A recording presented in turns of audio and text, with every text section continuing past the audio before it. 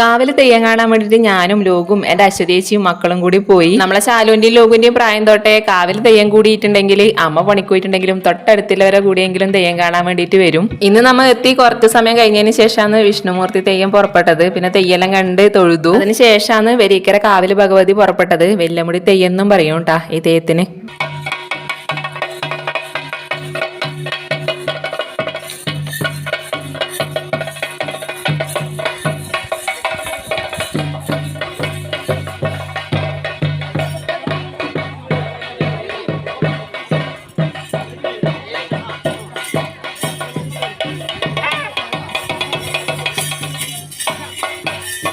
പിന്നെ ശാലുവിൻ്റെ സൈക്കിളിലാണെങ്കിൽ സ്റ്റാൻഡിൻ്റെ കംപ്ലൈൻറ്റ്, ലോകുവിൻ്റെ സൈക്കിളാണെങ്കിൽ ചെറിയൊരു പഞ്ചറും ആണ്. അങ്ങനെ കാറ്റിലടിച്ചിട്ട് നമ്മൾ നേരെ ഓണക്കുന്നിൽ സൈക്കിൾ ഷോപ്പിലേക്ക് വന്നു നേരാക്കാനായിട്ട്. അവിടെ എത്തുമ്പോഴത്തേനും മെക്കാനിക്ക് ലീവ് ആയതുകൊണ്ട് നമ്മൾ പിന്നെ നേരെ നമ്മളെ ഫെസ്റ്റ് കഴിഞ്ഞെടുത്ത് നല്ല വിലക്കുറവിൽ പൂച്ചെടിയെല്ലാം വിൽക്കുന്നുണ്ടായിനി. അപ്പോൾ അശ്വതേച്ചി ഭയങ്കര ഫാനാണ് ചെടീൻ്റെ. അങ്ങനെ കുറേ ചെടി വാങ്ങാനായിട്ട് വന്നു. ഫെസ്റ്റിൻ്റെ സംഭവമെല്ലാം ഇവിടെ അയച്ചു തുടങ്ങിയിട്ടാ. ഫെസ്റ്റ് കഴിഞ്ഞിട്ട് പിറ്റേ ദിവസം അന്ന് നമ്മൾ വന്നിട്ടുണ്ടായിനി.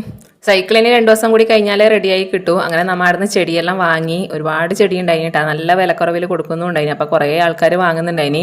അപ്പോൾ അശ്വതേച്ചി കുറേ ചെടിയെല്ലാം വാങ്ങിയെല്ലാം കണ്ടപ്പോൾ ലോകുനും ഭയങ്കര ആഗ്രഹം ചെടി വേണമെന്ന്. അങ്ങനെ ഓനും 2 ചെടി വാങ്ങിയിട്ടാ. പിന്നെ നമ്മൾ നല്ലൊരു ജ്യൂസും കുടിച്ച് നേരെ വീട്ടിലേക്ക് വിട്ടു.